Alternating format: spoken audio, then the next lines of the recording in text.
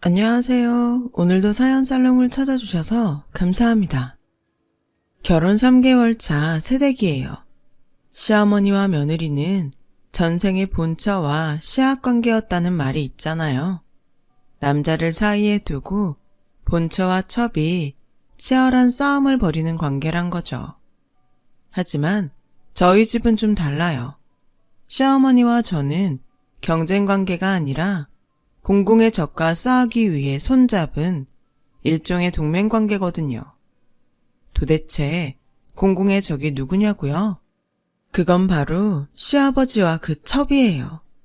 요즘 세상에 첩까지 두고 사는 사람이 어디 있냐고 하겠지만 있더라고요.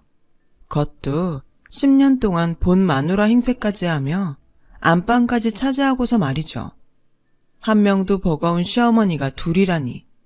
이쯤 되면 이번 생은 포기해야 할 판이라고 해도 과언이 아닐 거예요.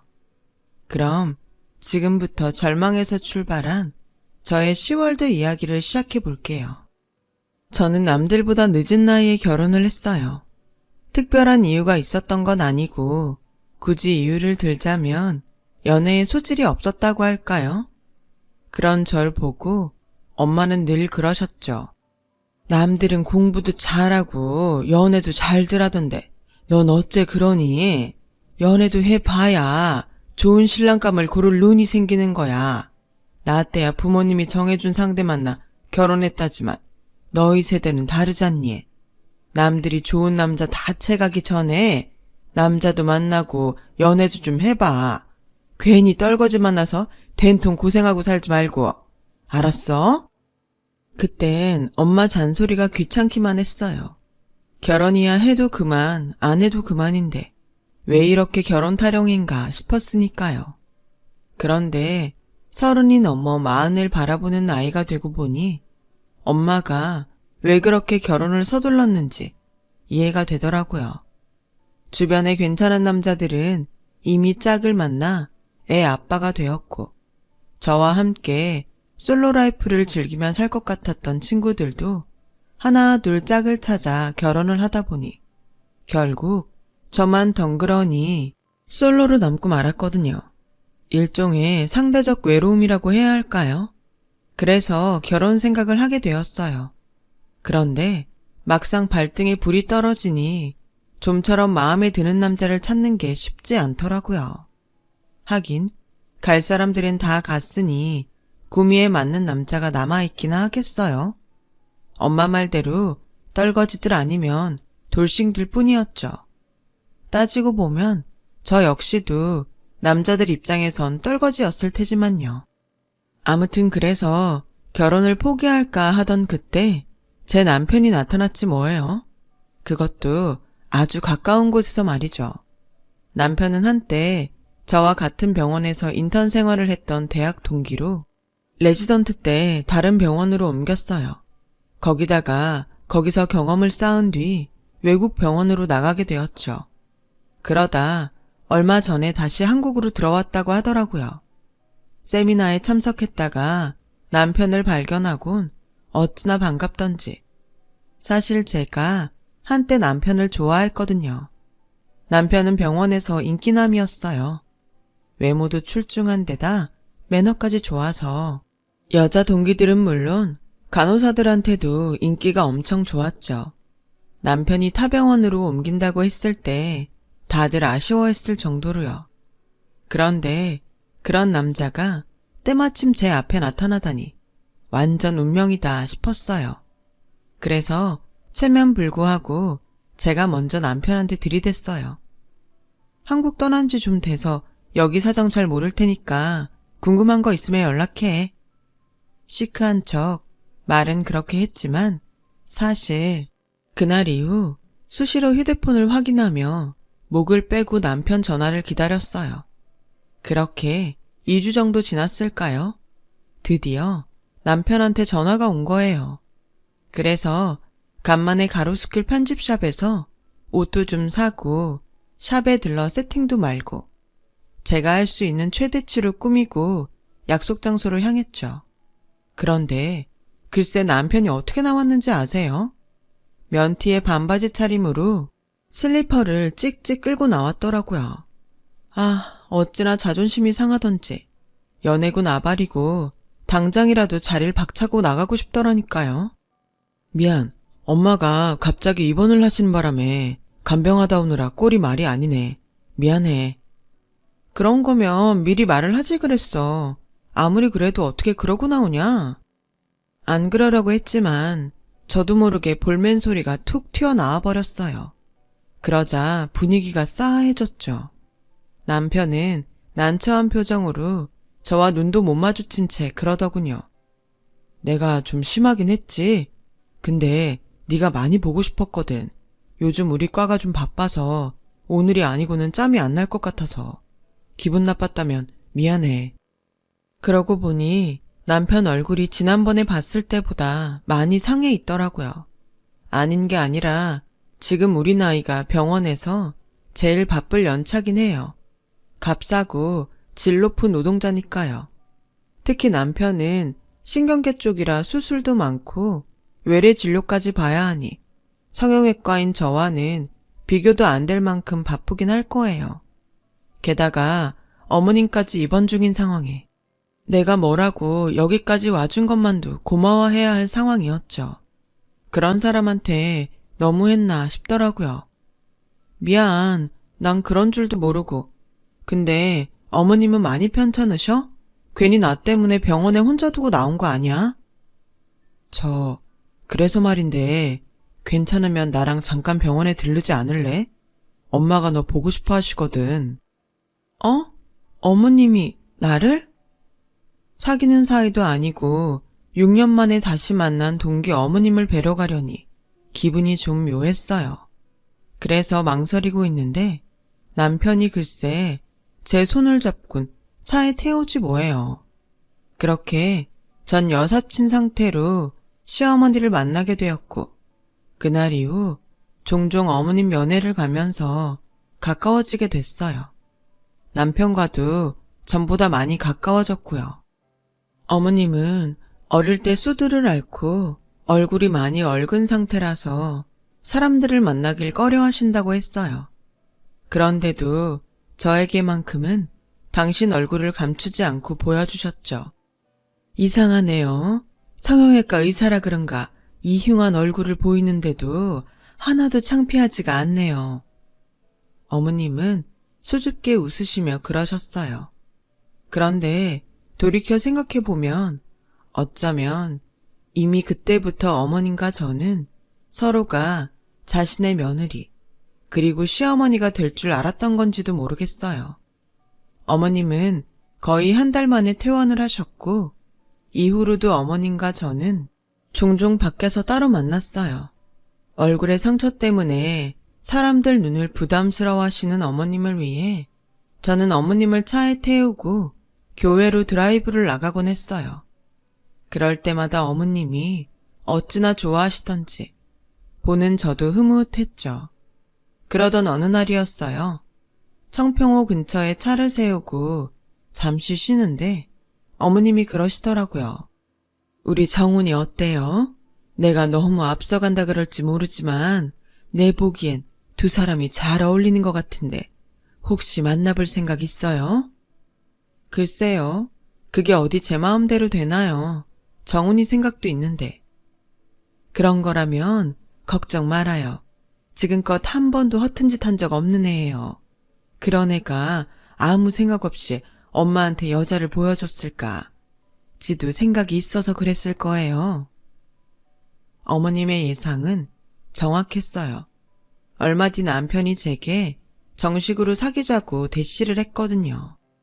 6년 만에 재회한 지 3개월 만에 우리는 연애를 시작하게 되었고 1년 남짓 연애를 하고는 결혼을 하기로 했어요. 둘 다 직장도 확실하고 나이가 나이니만큼 양가 부모님들 모두 결혼을 서두르는 분위기였어요. 그래도 정식으로 찾아뵙는 게 도리인 것 같아 나를 잡아 양가 부모님께 인사를 드리러 가기로 했어요. 그리고 저희 집에 가는 날이 됐는데 뭐? 둘째 어머니? 그 얘긴 설마 아버님한테 첩이 있단 소리야? 아 글쎄 제가 아는 어머님 말고 집에 아버님 첩도 같이 산다는 거 있죠. 진영아, 정말 미안해. 진작부터 말하려고 했는데 창피해서 도저히 입이 안 떨어졌어. 처음부터 속이려던 건 아니야. 정말이야. 믿어줘. 그걸 말이라고 해? 어쩜 사람을 이렇게 감쪽같이 속여. 그리고 우리 부모님한테는 어쩔 거야. 이게 감춘다고 될 일이야? 엄마 아빠한테 뭐라고 말하냐고. 장인 장모님께는 사정 말씀드리고 무릎 꿇고 사과드릴게. 남편은 울먹이며 한참을 빌었어요. 내일 모레면 마흔인 남자가 길거리에서 창피함도 무릅쓰고 울고불고 하는데 매정하게 뿌리칠 수가 없더라고요. 남편 얘기를 들어보니 어머님은 지방 유지의 고명딸로 어린 시절 꽤 부유하게 자라셨다나 봐요. 모친을 일찍 여인 탓에 부친의 사랑을 많이 받고 자랐는데 15이 되던 해 부친이 갑자기 돌아가시는 바람에 하루아침에 고아가 되고 말았던 거죠. 그 많던 전답이며 재산은 사돈의 팔촌 할 것 없이 다들 달려들어 뜯어갔고 남은 건 부친이 생전에 어머님 이름으로 사둔 서울의 한옥집 한 채뿐이었대요. 어머님을 서울로 유학을 보내시려고 미리 사둔 집이었죠. 하지만 부모도 없는 애를 그 시절에 누가 학교에 보내주겠어요. 다들 못 먹고 못 살던 시절인데요. 그때 서울에서 소식을 듣고 찾아온 분이 바로 어머님의 시아버지셨대요. 어머님 부친과는 막역한 사이로 일찌감치 사돈을 맺기로 약속을 했던 분이기도 했죠. 그 친구분을 따라 15 나이에 시댁에 들어가 살게 된 어머님은 박색이란 이유로 남편한테 외면당하고 없는 살림에 군 식구가 늘었다며 당신 시어머니한테 그렇게 구박을 받았다고 하더라고요. 당시 부친의 친구분은 전국을 떠돌며 토목공사를 하던 분이라서 집을 비우는 날이 많았고 그래서 어머님은 학교도 못 간 채 그 집에서 식모처럼 살았던 모양이에요. 성인이 된 후 혼인을 하고 정식으로 그 집 며느리가 됐지만 시댁 식구들의 냉대는 여전했죠. 유일하게 어머님한테 다정했던 사람은 당신 시아버님 뿐이었대요. 그래서 유일한 재산인 한옥집을 당신 시아버님이 하시는 사업에 투자 명목으로 선뜻 내어드렸고요. 한옥집이라도 규모가 엄청난 거여서 당시에 상당한 가격을 받았다나 봐요. 며느리 돈으로 남편 사업도 힘을 받자 구박하던 시어머니도 며느리를 아껴주기 시작했는데 하필이면 그때 두 분이 연이어 세상을 떠나시면서 또다시 어머님한테 시련이 닥쳤지 뭐예요. 아버님의 외도가 시작된 거죠. 본부인이 버젓이 집에 있는데도 밖에서 여자들을 만나고 다니기 일쑤였고 그러다 10년 전부터 지금의 둘째 부인을 아예 집에 데리고 들어와 함께 살기 시작했다고 하더라고요. 어머님이 아들을 생각해서라도 제발 집에는 들이지 말아달라고 그렇게 빌었는데도 들은 척도 안 하고 말이죠. 그리곤 어머님을 문간방으로 내쫓고 안방을 처백에 내어주셨대요. 너도 생각을 해봐라. 내가 네 얼굴 보고도 안고 잘 맛이 나겠냐? 그러니 어쩌겠어. 예쁜 둘째 부인이라도 드려야지. 싫으면 이혼 도장 찍고 나가든가. 먹긴 놈이 성낸다고 아버님은 오히려 이혼하자고 큰 소리를 치며 어머님을 괴롭혔고 그런 모습을 보다 못한 제 남편이 어머님한테 차라리 당장 이혼하고 자기랑 둘이 나가 살자고 했다더라고요. 그래서 저희 병원에서 인턴을 마치자마자 타 지역 병원으로 가서 레지던트 과정을 밟은 거였더라고요. 사실 그때 많이 망설였어. 내가 너한테 고백을 하려고 반지까지 준비했던 참이었는데 집안일이 그렇게 되는 바람에 말도 못하고 떠날 수밖에 없었어. 안 그랬으면 진작 결혼을 했을 텐데. 남편 얘기를 듣고 상황 파악은 됐지만 저조차도 납득이 안 가는데 어떻게 우리 부모님을 설득해야 할지 정말 고민이 됐어요. 그래도 어쩌겠어요. 일단 어떻게 되든 부딪혀는 봐야죠. 그래서 일단 저희 집으로 갔어요. 사위감 온다고 한껏 음식을 준비한 엄마는 어디 있다가 이제야 나타났냐며 이제라도 당신 딸을 구제해줘서 고맙다고 좋아하셨어요. 이런 엄마를 보니 더 걱정이 됐어요. 무거운 마음으로 꾸역꾸역 밥을 먹은 남편과 저는 드디어 부모님께 모든 사실을 전했어요. 예상대로 엄마가 뒷목을 잡으시며 노발대발하셨죠 뭐. 뭐? 첩? 게다가 본처랑 다 같이 한 집에 산다고? 미쳤어. 안 돼. 나 이 결혼 절대 허락 못해. 너 꼭 이런 집에 시집을 가야겠니? 여보, 얘 좀 말려봐요. 아빠는 딱히 뭐라고 하진 않으셨지만 역시나 못마땅하신지 허공을 향해 한숨을 푹 쉬셨어요. 그 앞에서 제 남편은 새빨개진 얼굴로 고개도 못 들고 있었고요. 엄마, 어차피 분가해서 살 건데 본처랑 첩이 한 집에서 살건 말건 그게 무슨 상관이야. 이 기집애야, 정신 차려. 시어머니 하나도 힘든데 넌 첩까지 둘이나 모시고 살아야 돼. 근데 그게 왜 상관이 없어? 게다가 자식은 부모를 보고 자라는데 이 사람이라고 안 그럴 거라고 누가 장담해. 그때였어요. 그때까지 아무 말씀 안 하시고 잠자코 계시던 아빠가 나직한 목소리로 그러셨죠. 그래, 자네가 무슨 죄겠나. 부모 허물을 자식한테 물을 수야 없지. 이 자리에 오기까지 자네 심정은 또 오죽했겠는가. 그러니 고개 들게 앞으로 타산지석으로 삼고 살면 돼. 비록 부치는 그렇게 사셨지만 자네는 그러지 않으면 되는 걸세. 여보, 이 결혼 진행합시다. 아빠는 남편의 손을 꼭 잡아주시며 말씀하셨어요. 아니 여보, 그래도 이건 아니죠. 안 싸돈이 버젓이 살아있는데 첩을 집에 들이는 게 말이 돼요? 난 남 탓스러워서 싫어요. 이럴 바엔 시집 안 보내고 말지. 엄마는 아예 등을 돌리고 앉으셨고 아빠는 그런 엄마를 달래셨어요. 우리 딸이 고른 남자야. 부모가 돼서 자기 자식 안목도 못 믿으면 쓰나. 그러니 기분 풀고 좋은 마음으로 애들 결혼 축복해 줍시다. 결국 엄마는 아빠의 뜻에 따라 결혼 승낙을 해주셨고 남편은 가시방석에 앉아있다가 집으로 돌아갔어요. 이렇게 결혼식도 올리기 전부터 시아버지의 추잡한 실체를 알게 된 저와 부모님은 아버님에 대한 감정이 좋을 수가 없었어요. 그런데 여기서 끝이 아니었어요. 시간은 흘러 상견례 날이었어요.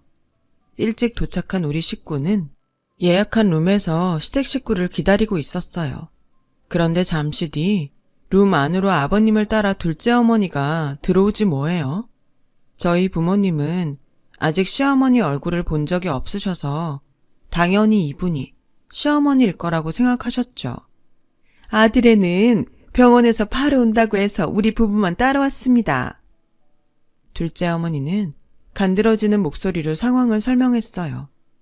전 밖으로 나가서 남편한테 전화를 했죠. 둘째 어머니가 와 있다고요. 그랬더니 남편이 침착한 목소리로 알겠다고 하더라고요. 그런데 그 목소리가 왠지 먼 일을 벌일 것만 같았어요. 전화를 마치고 룸으로 들어가 보니 시아버지가 저희 부모님 앞에서 돈 자랑을 하고 계시더군요. 창피한 줄도 모르고 말이죠. 더 가관인 건 둘째 어머니였어요. 난 또 교육자 집안이라고 해서 대학 교수나 하다못해 학교 교장은 되는 줄 알았더니 교감도 아니고 평교사요? 아휴, 그 나이 먹도록 승진도 못하고 뭐 하셨대요 그래? 형편도 우리에 비해 한참 떨어지던데 그러면서 어떻게 우리랑 사돈할 생각을 다 하셨대요?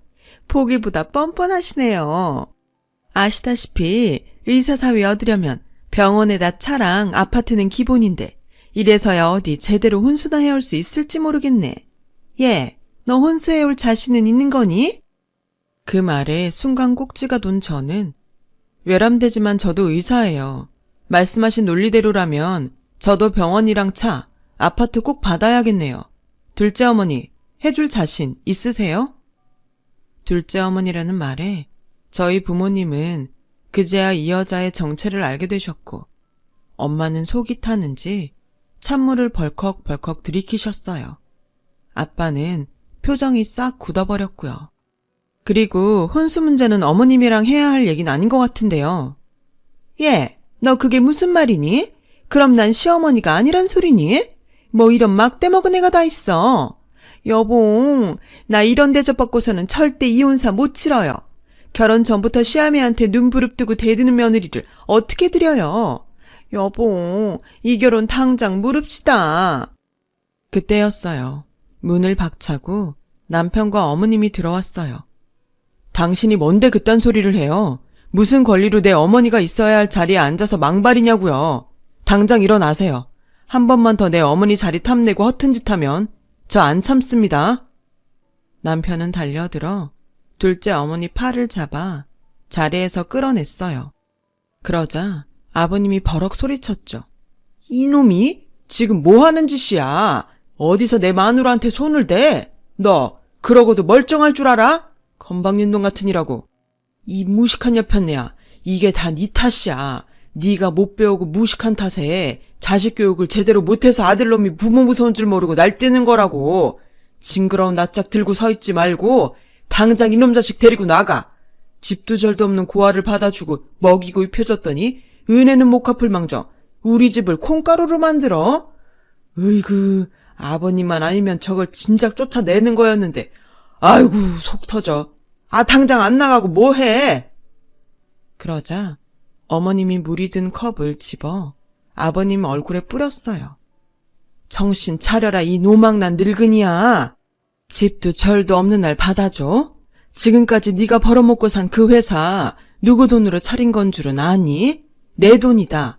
우리 아버지가 내 앞으로 산 내 집 팔아서 그 회사 차린 거라고. 근데 왜 지금까지 네 더러운 꼴을 보고도 참았는 줄 알아? 네 아버지 얼굴 보고 참은 거야. 죽는 순간까지 못난 자식 걱정에 눈물 짓던 네 아버지가 불쌍해서 그래서 이를 악물고 참아준 거라고. 무식해? 내가 무식하다 한들 너 같은 잡놈만큼 무식할까? 다른 건 몰라도 내 아들은 너처럼 안 키우려고 이날 이때까지 내 자리 지키며 버텨왔어. 자식이 부모 등 보고 자란다는 말에 애비는 저 모양이라도 애미라도 제대로 사는 모습을 보여야 내 새끼 온전히 클 것 같아서 지금껏 참고 살았다고. 근데 더는 안 되겠어. 니들 잡것들이 내 새끼 혼사까지 망치는 이 마당에 내가 뭘 더 참겠냐. 오냐, 이혼장에 도장 찍어주마. 이혼을 해주겠다는 말에 아버님과 둘째 어머니는 뛸 듯이 기뻐했어요. 정말 이혼해 줄 거야? 이혼만 해준다면 내가 그 집 당신 줄게. 정말이야. 그래요, 형님. 그간 밥하고 빨래해준 노고를 생각해서 내가 반지도 몇 개 빼드릴게. 필요하면 뭐든 말해요. 내가 이 좋은 날 형님한테 뭔들 못 해주겠어요. 놀구들 있네. 니들이 안 줘도 그건 다 내 거니까 선심 쓰는 척 하지들 마. 당장 들어갈 집도 없는 것들이 어디서 생색이야. 누가 누굴 동정하냐고. 아참, 그 전에 알아둬야 할 게 있어. 네 아버지가 내 집 판돈 받으시면서 써준 각서가 있거든. 언제든 내가 원하면 회사를 나한테 주시겠다고 말이야. 그 회사 당장 돌려받아야겠다. 한 푼도 안 빼고 고스란히 다 받아내야겠다고. 네가 입고 있는 옷이며 빤스 한 장까지 다 받아낼 테니까 각오해. 그날 상견례는 수십 년 동안 참아온 어머님의 도끼 어린 복수전으로 끝이 났어요. 그 자리에선 어머님 말에 콧방귀를 끼던 아버님은 얼마 뒤 어머님이 선임한 변호사를 통해 그 말이 실언이 아니었음을 알게 됐고 회사 반환 소송과 더불어 이혼 위자료 소송까지 각각 발급된 소장을 받아들곤 사색이 됐다고 하더라고요. 둘째 어머니 역시 어머님에게서 상간녀 위자료 청구 소송을 당해서 난리가 났고요. 어머님 예언대로 둘째 어머니는 반지며 목걸이 등 폐물을 팔아서 위자료를 만들게 됐죠. 이미 회사도 집도 뺏긴 아버님한테선 돈 나올 구멍이 없었으니까요. 결국 그동안 군림하던 집에서 알몸으로 쫓겨난 두 사람은 어머님 앞에서 무릎을 꿇고 싹싹 빌었지만 어머니 대답은 이랬어요. 여들의 삶은 호박에 이해 안 들어갈 소리들 하지 말고 당장 내 눈앞에서 사라져. 안 그랬다간 경찰한테 쇠고랑 차고 끌려나가게 될 테니까. 여자가 한을 품으면 5~6월에도 서리가 내린다는데 수십 년을 가슴에 한을 품고 산 어머님이 서리만 내렸겠어요? 천둥 번개에 하다못해 태풍 정도는 불어야죠. 그리고 저희는 어머님과 상견례를 갖고 석 달 전에 결혼식을 올렸어요. 제가 합가를 하자고 말씀드렸지만 남은 인생은 누구의 아내도 누구의 엄마도 아닌 당신의 이름으로 살고 싶으시다고 거절을 하셨죠. 그리고 놀라운 일도 있었어요. 어머님이 저희 병원에 찾아오셔서 성형수술 견적을 받으셨지 뭐예요. 정확히는 곰보수술과 코성형이었어요. 그간 얼근 얼굴을 감추려고 숨기기만 하셨는데 이제는 당당히 드러내고 살고 싶으시다더군요. 그래서 어머님 성형은 제가 맡아서 예쁘게 해드리기로 했어요. 무분별한 성형엔 저도 반대지만 저희 어머님처럼 성형을 통해 자신감을 얻을 수 있다면 기꺼이 찬성이니까요. 우리 어머님 앞으로는 예쁜 모습으로 행복하시길 바래요. 지금까지 제 사연을 들어주셔서 감사합니다. 여러분들도 내면이 더 아름다운, 내면이 더 행복한, 그래서 더 알찬 삶이었으면 좋겠습니다. 건강하세요. 여러분, 사연 댓글에 응원과 현명한 조언 부탁드려요. 좋아요와 구독은 저에게 큰 힘이 됩니다. 오늘도 좋은 일 가득하세요.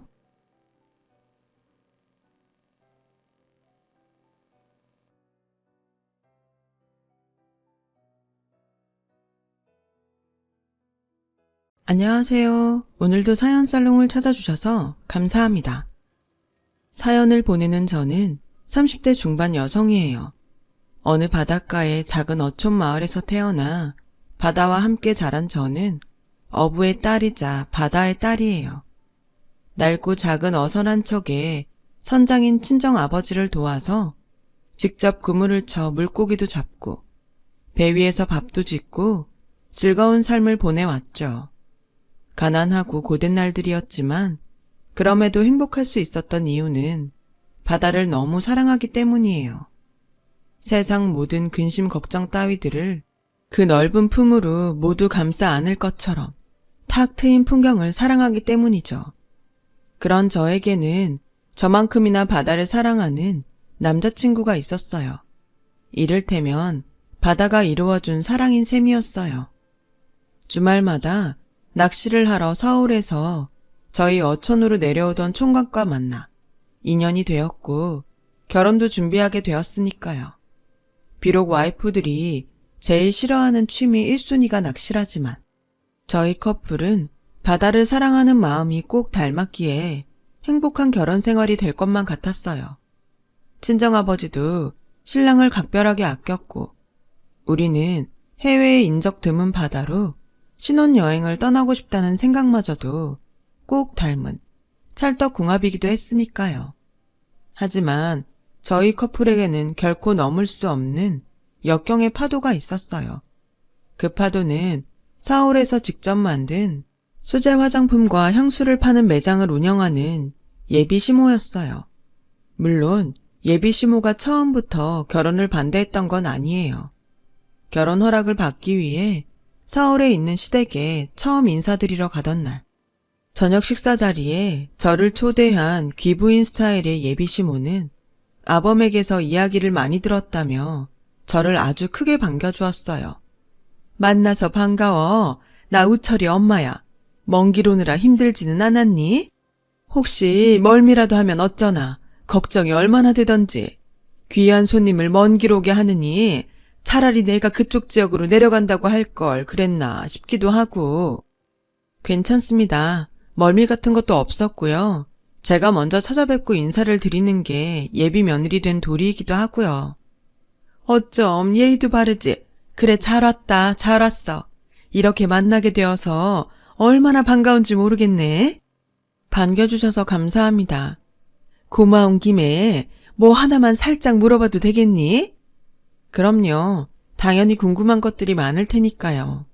그치. 안 그래도 아범한테 얘기를 들으면서 쭉 궁금했던 참이야. 듣자 하니 사돈 되실 분이 아주 젊을 적부터 어선을 경영하셨다지? 네, 바다에서 저처럼 태어나셨고 평생을 바다와 함께 살아온 어부예요. 너무 걱정은 마세요. 바닷일하는 사람들 성격 급하고 거칠다는 건 일종의 편견일 뿐이기도 하고요. 더욱이 친정아버지는 딸 자식 사랑, 가족 사랑이 무척 대단한 분이세요. 그럼 난 편견 같은 거 전혀 없단다. 사돈될 분이 얼마나 점잖을 뿐인지는 예의 반듯한 너를 보면 훤히 다 알 것 같기도 하고. 어머, 내 정신 좀 보렴. 육지 음식이 입에 맞을지는 모르겠지만 내 나름 직접 한번 차려봤어. 식기 전에 먹자꾸나. 그날 저녁의 식사는 무척이나 만났고 훈훈한 분위기는 상견례 날에도 이어졌어요. 예비 시모가 바닷일로 거칠어진 친정아버지의 손을 꼭 잡아주며 이렇게 말했거든요.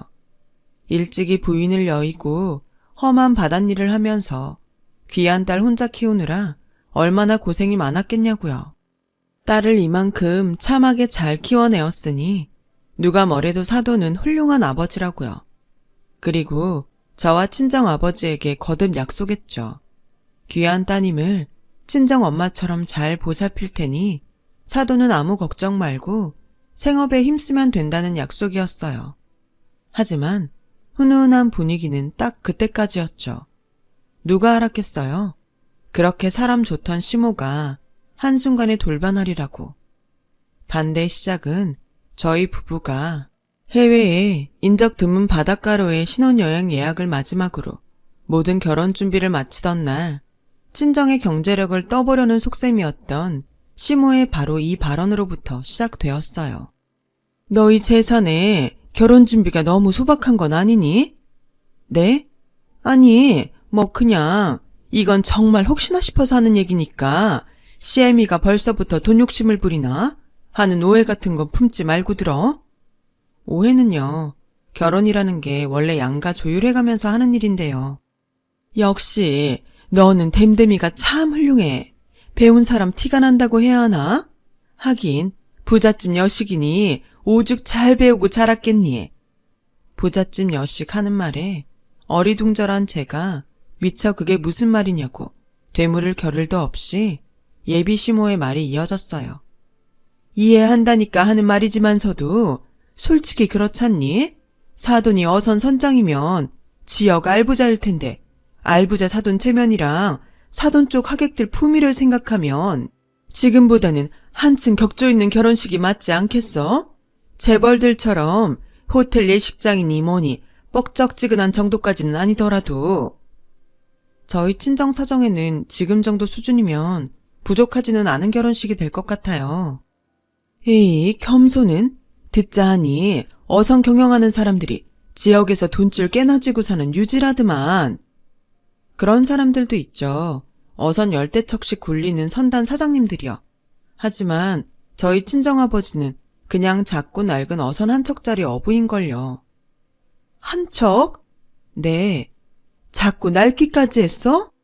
네. 진짜 정말로 겸손이 아니라 꼴랑 한 척짜리인 것도 모자라서 작고 낡기까지 했다고? 꼴랑이라뇨? 갑자기 그게 무슨... 벙찐 저는 꼴랑이 무슨 소리냐며 거듭 캐물었지만 예비 시모는 입을 꾹 다문 채로 아무 말 없이 쌩하니 자리를 떠버렸어요. 그날 이후로 예비 시모는 저희 부부의 결혼을 반대하기 시작했죠. 예비 시모는 처음 한두 번은 남편 몰래 저를 불러다가 곱게 얘기했어요. 말투만 고왔을 뿐이지 내용은 이 결혼 다시 생각해보라는 소리들이었어요. 저는 돌변한 예비 시모의 태도를 이해할 수 없었어요. 다만 돈 때문이라는 하나의 의심은 하고 있었죠. 시모가 친정 아버지를 어선 열대척짜리 선단의 사장, 그러니까 저를 어촌 알부자의 딸이라고 철석같이 믿으면서 결혼을 허락했는데 알고 보니 낡고 작은 어선 한 척짜리 가난한 어부의 딸이라는 사실에 결혼 반대쪽으로 돌아서 버렸다는 거요. 그러나 그때까지만 해도 저는 설마 싶었고 예비 시모에게 다른 이유가 있을지도 모른다는 생각이었어요. 예비 시모가 저와 친정 아버지에게 보여주었던 올바르고 속 깊은 모습들이 아직은 눈에 선하던 때였거든요. 사람 함부로 오해하고 미워하면 안 되잖아요. 하지만 남편의 말에 따르면 예비 시모가 결혼 반대로 갑자기 돌아선 이유는 돈 때문이 확실해 보였어요. 예비 시모가 저희 집을 알부자라고 정말 철석같이 믿었나 봐요. 그래서 알부자인 친정아버지의 어선을 몇 척 팔아서 예비 시모 본인이 경영하던 수제 화장품과 향수 매장 2호점, 나아가서는 3, 4호점까지 내려는 욕심으로 저희 부부의 결혼을 허락했던 모양이었고요. 그런 속셈을 품고 있던 상황에서 친정아버지가 가난한 어부라는 사실을 알게 되었으니 결혼 반대로 돌아설 수밖에요. 그렇다면 남편은 시모의 검은 속셈을 뻔히 알고 있으면서도 아무 말 없이 결혼을 무리하게 추진했던 거냐고요? 아니요. 남편도 뒤늦게 알게 된 일이었어요. 그때까지만 해도 남편 역시나 저처럼 엄마가 이런 생각을 하고 있지는 않을까 하는 추측만 하고 있던 참이었어요. 다만 예비 시모가 결혼을 반대하기 시작하면서부터 지금이라도 부잣집 여자를 만나보라고 돈 운운하며 들볶아 대는 통에 남편도 예비 시모의 흑심을 짐작만 하고 있었을 뿐이었죠. 제가 예비 시모가 결혼 반대로 갑자기 돌아선 이유는 돈 때문이라고 확신한 이유가 아주 간단해요. 저를 불러다 앉혀놓고 본인의 욕심에 동참해달라며 꼬드겼거든요. 솔직히 좀 많이 실망했다. 난 사돈될 자리가 번듯한 자리인 줄로만 철석같이 믿고 있었으니까. 솔직히 저도 많이 실망이었어요. 친정이 가난하다는 이유 하나만으로 한순간에 돌아설 만한 인품이라고는 생각하지 못했거든요. 그래도 어쩌겠니? 벌써 청첩장도 다 돌렸겠다. 이제 와서 물을 수 있는 일도 아니고. 말로는 결혼을 다시 생각해보자고는 했지만서도 속으로는 그게 아니었어. CM이 심정 이해하지? 글쎄요, 이해하기 어려운데요. 저랑 신랑은 친정을 알부자라고 소개한 적 한 번도 없는데 혼자 알부자라고 믿었다가 혼자 크게 실망한 사람도 어머니고 혼자 결혼을 반대한다고 갑자기 돌아선 사람도 어머님이시니까요. 너무 그렇게 딱 자르지 말고 처음부터 다시 차근차근 이야기를 해보자꾸나. 처음부터요? 결혼은 양가 조율해가면서 하는 일이라며 그게 네가 했던 말이잖니? 저는 또 무슨 얘기를 하려고 이러나 생각하고 있었죠. 예비 시모는 마치 본인이 언제 결혼을 반대하는 사람이었냐는 듯이 자상한 태도로 돌변해 조곤조곤 말을 이어갔어요. 어선 10대척짜리 선단의 사장이 아니면 어떠니? 작고 낡은 한 척일지언정 그것도 나름 재산이에요. 그렇고 말고. 그래서요. 또 무슨 말을 하시려고요? 그 한 척이라도 팔아서 보태렴? 네? 정확히 말하자면 투자지 투자. 무슨 투자를 어디다가요? 당연히 내가 경영하는 수제 화장품 향수 매장 2호점이지. 어선 한 척이 큰 돈은 아니라지만 적어도 인테리어 비용 정도는 될 수 있지 않겠니? 진심이세요? 진심이지 그럼. 우리 매장이 이래봬도 단골들이 아주 많아요. 단골들이 다들 돈 많은 사모님들이기도 하고 사돈 어선판 돈으로 2호점에 투자하면 수익금은 내가 아주 칼같이 분배하마. 분배만 해? 인센티브도 넉넉히 챙겨주고 남지 아무렴. 무슨 그런 말도 안 되는 더는 들을 필요도 없겠습니다. 그냥 가게 갈 때 가더라도 계약서에 서명은 해놓고 가지 그러니? 내 매장 2호점에 투자하겠다는 계약서. 말이 되는 소리를 좀 하세요. 한 척 있는 어선이요. 그거 친정 아버지의 평생 직장이자 유일한 생업이에요. 그렇게 소중한 어선을 어머님 욕심이나 채우자고 팔아요? 그건 아니죠. 누가 들어도 안 될 일이죠. 단칼에 거절하며 돌아선 저는 이 결혼이 선택의 기로에 놓여 있음을 직감했어요. 파혼이냐 아니면 예비 시모와의 의절을 무릅쓰더라도 결혼을 감행하느냐. 어느 쪽도 저에게는 쉽지 않은 결정이었어요. 제가 남편을 사랑하는 마음은 제가 바다를 사랑하는 마음과 같기에 파혼은 너무나 가슴 아픈 선택일 테고 예비 시모와의 의절을 무릅쓰더라도 결혼을 감행하자니 사랑하는 남편에게는 낳아준 친엄마인 탓에 그것 또한 쉽지 않은 선택일 테니까요. 저희 친정으로부터 자기 매장 2호점을 위한 돈을 얻어낼 수 없다는 사실을 깨달은 시모는 가난한 저를 며느리로 맞이하느니 차라리 결혼을 파토내기로 작정한 모양이었어요. 그 결심은 곧장 행동으로 나타났죠. 제가 결혼에 대해 생각할 시간이 필요하다며 연락이 뜸하게 되자 이번에는 시모가 직접 차를 몰고 저희 어촌으로 찾아왔어요. 그렇게 막무가내로 찾아와 놓고 한다는 말이 좋아, 내가 졌다. 돈 같은 건 바라지도 않으마. 넌 그냥 약속 2개만 해주면 돼. 약속 딱 2개면 나도 이 결혼에 반대 없다. 또 무슨 얘기를 하려고요. 분명 신랑 통해서 생각할 시간이 필요하다고 전했을 텐데요. 그 생각 도와주려고 온 거니까 날 세우지 말고 들으렴. 사돈은 결혼식장 근처에도 오지 않았으면 싶다. 그게 내 첫 번째 조건이야. 뭐라고요? 사실이 그렇잖니. 시댁 쪽 하객들 대부분은 우리 수제 화장품 향수 매장 단골 손님들이야. 그 사모님들이 후각이 얼마나 예민한 분들인데 혼주랍시고 영 좋지 않은 향기를 달고 신부 입장을 할 수는 없잖니? 사모님들 기분도 기분이거니와 CM이랑 네 남편들 자리 체면 생각해서라도 그 정도는 배려해 줘야지. 글쎄요. 영 좋지 않은 향기? 그게 뭔데요? 네? 뭐냐니까요? 그 질문에 예비 시모는 주변을 오가는 어민들 눈치를 쭈뼛쭈뼛 봐가며 대답을 안 하더군요. 마침 장소가 바닷가 어촌마을인 만큼 행여 단어 하나 잘못 꺼냈다가 몰매 맞고 쫓겨나지는 않을까 걱정하는 눈치였죠. 그때 사실 저는 시모가 말하는 영 좋지 않은 향기가 뭐일지 뻔히 짐작하고 있었어요.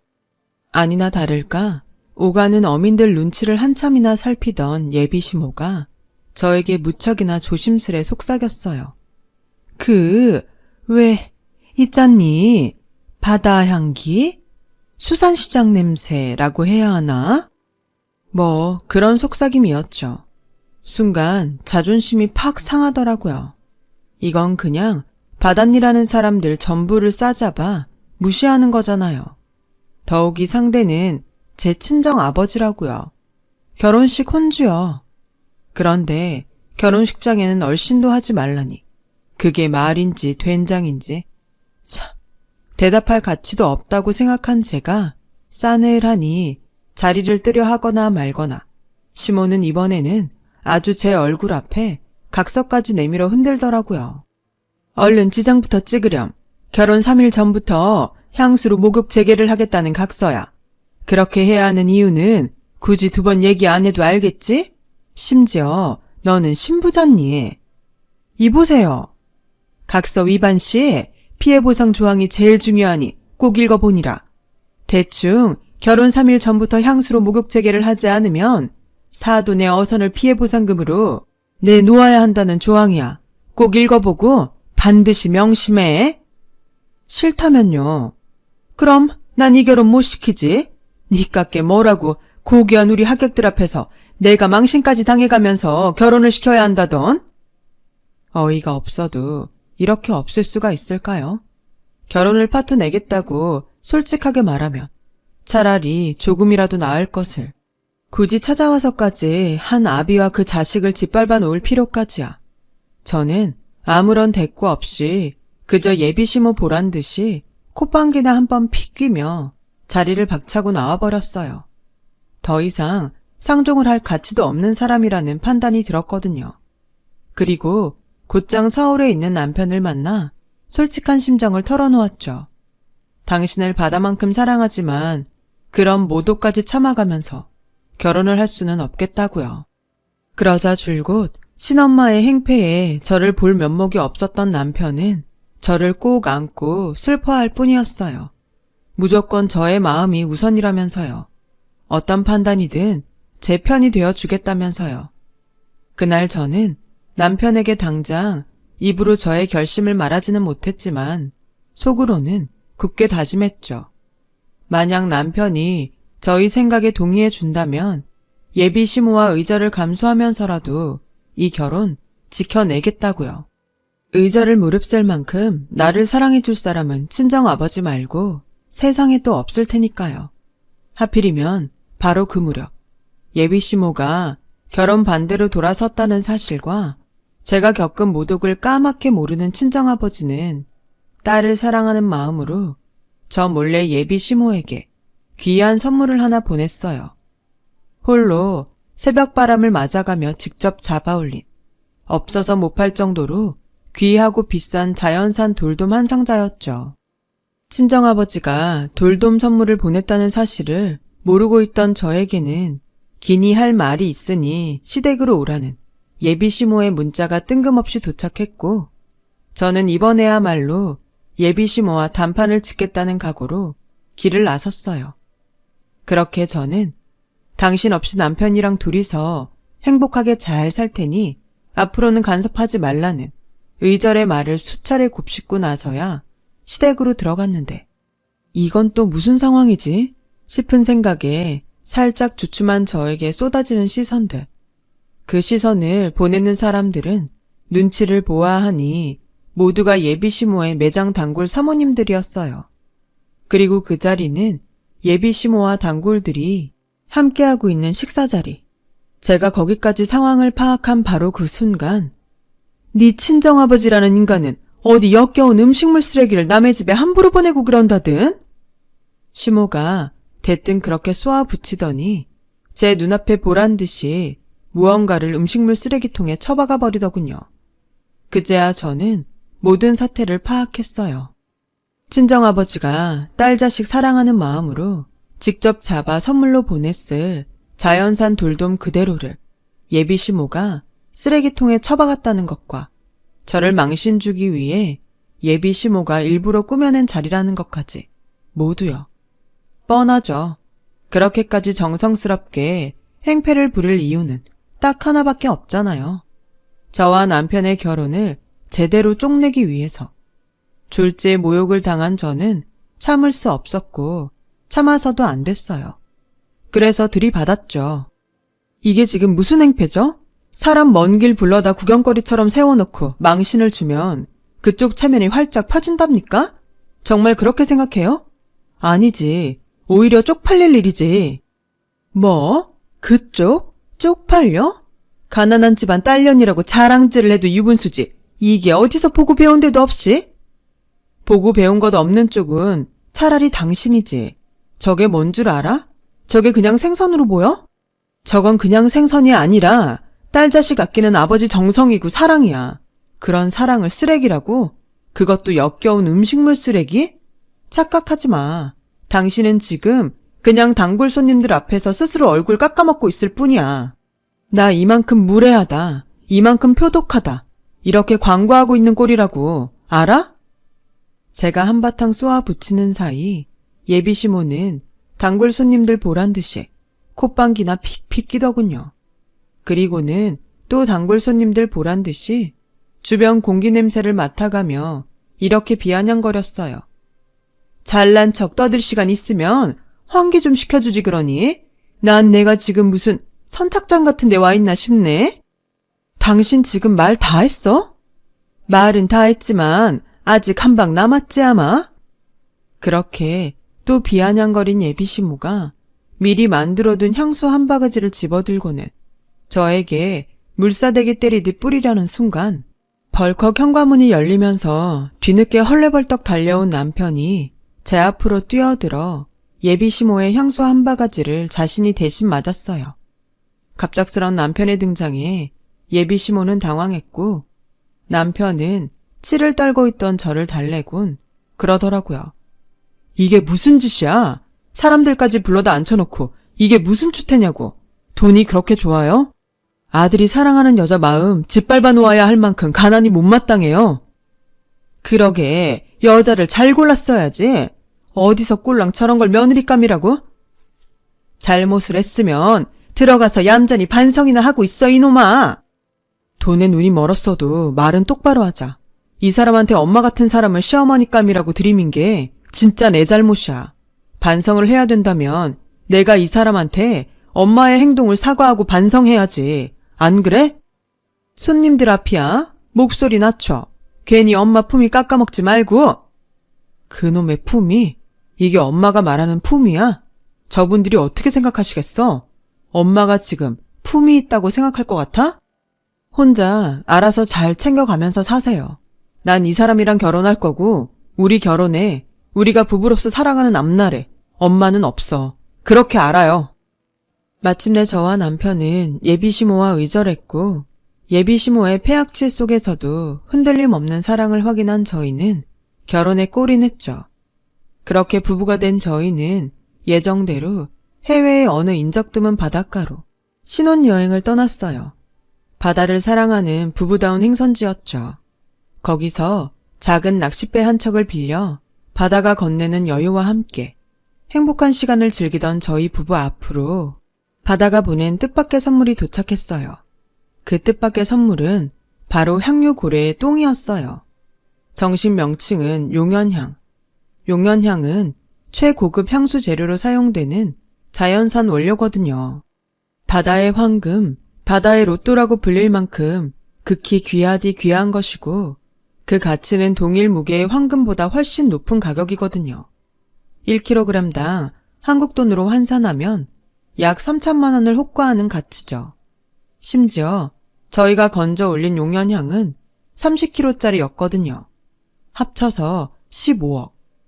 명색이 바다의 딸인 저와 바다 애호가인 남편은 용연향을 한눈에 알아보았죠. 이게 꿈인가 생시인가 싶더라고요. 아무래도 바다를 사랑하는 우리의 마음에 보답을 해준 것 같아. 난 바다가 하는 말이 아주 잘 들리는데 시어머니로부터 겪은 수모는 내가 다 품고 파도와 함께 씻어줄 테니 너희는 그간의 마음고생 다 떨치고 행복하게 살라는 결혼 선물이라네. 나도 그런 것 같아. 바다는 늘 사람의 마음을 보듬어주는 존재니까. 그리고 고마워. 응? 선물은 바다가 줬는데 왜 나한테 고마워? 바다처럼 날 지켜줘서. 그래서 고맙고 앞으로 더 행복하게 살자. 당신이랑 바다랑 다 같이. 신혼여행은 용연향으로 만든 향수처럼 향긋하게 끝이 났고 저희 부부는 용연향을 현지에서 팔아 15억을 거머쥔 채로 귀국했어요. 저희가 부부로 함께할 앞날이 더 든든한 순간이었죠. 하지만 그로부터 몇 주 뒤 분명 의절했던 시모가 저희 고향인 어촌마을 창밖으로 바다가 훤히 보이는 곳에 자리 잡은 신혼집으로 찾아왔어요. 아무래도 저희 부부가 용연향 덕분에 넉넉한 형편이 되어 귀국했다는 소문을 들은 모양이었죠. 아니나 다를까 한때 그토록 모욕을 주었던 시모는 가증스럽게도 자애로운 시어머니 행세를 하더군요. 지난 소란들이 무척이나 서운했지. 다 이해한단다. 우리 사이에 더 나눌 말이 있던가요? 피차 안 보고 살기로 얘기 끝난 걸로 아는데. 에이, 사실은 그게 다 일종의 며느리 시험이었어요. 시험은 무슨, 전 그런 시험에 응한 적 없는데요. 네 입장에서는 그럴지 모르겠지만서도 시엠이 되는 입장에서는 그게 아닌 법이에요. 며느리 자리가 부모를 향한 효심이 얼마나 큰지 그걸 확인하기 위해서라도 일부러 이런저런 시련들을 억지로 만들었던 거지. 나도 힘들어하는 너 보며 속이 상하면서도 어쩔 수 없이 정말 부득이하게. 뭐가 어쩔 수 없었다는 건지 모르겠고 거리 나가서 아무나 붙잡고 한번 물어나 볼까요? 그런 행동들이 과연 제정신으로 벌일 수 있는 일들인지? 그러니까 네가 더 대단하다는 거 아니겠니? 그래서 더 훌륭한 며느리감이라는 얘기고. 이건 또 뭔 소리래. 원하지도 않는 그쪽 며느리 자리를 누구 맘대로? 그렇게 어려운 시련을 겪어내면서도 친정아버지를 향한 효심과 아범을 향한 사랑 모두 변치 않고 결혼에까지 꼬울이냈으니 당연히 칭찬받아 마땅할 만큼 대단한 일이 아니면 뭐라니? 그토록 어려운 시험에 떡하니 합격했으니 당연히 널 며느리로 아주 기쁘게 받아들이겠다는 얘기기도 하고. 그냥 솔직하게 말하죠. 이번엔 또 뭔데요? 혹시 또 돈 얘기 때문에 이래요? 그렇다면 미리 말하는데 저랑 남편은 절대 안 됩니다.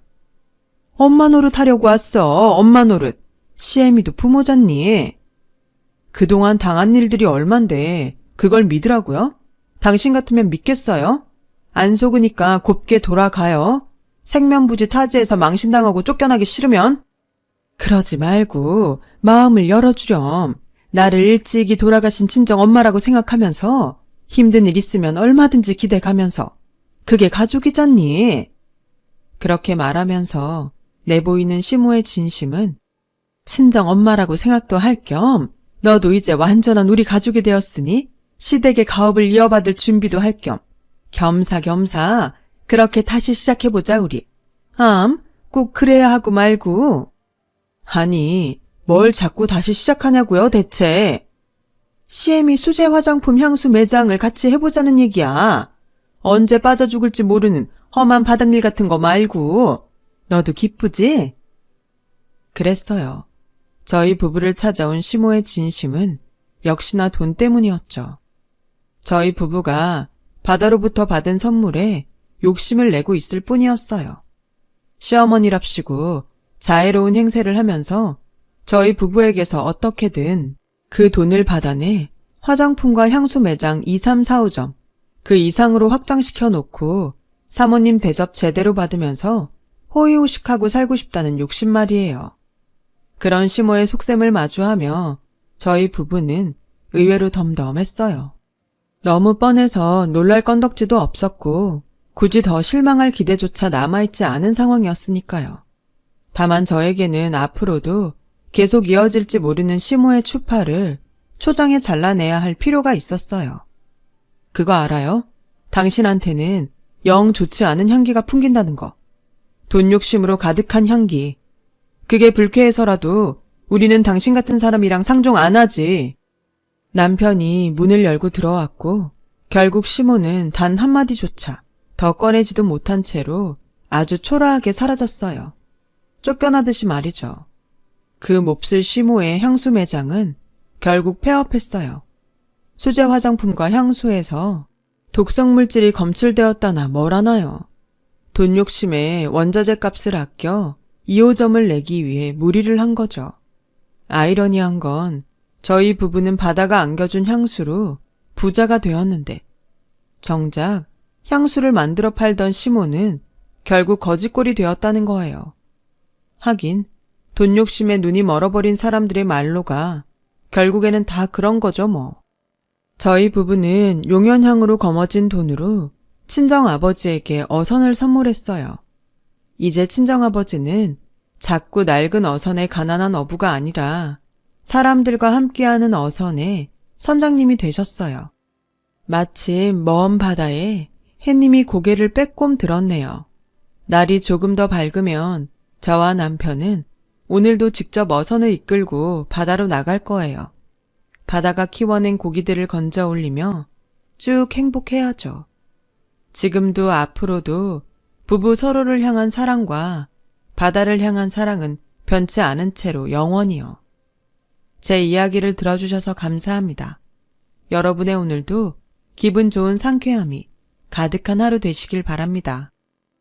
여러분, 사연 댓글에 응원과 현명한 조언 부탁드려요. 좋아요와 구독은 저에게 큰 힘이 됩니다. 오늘도 좋은 일 가득하세요.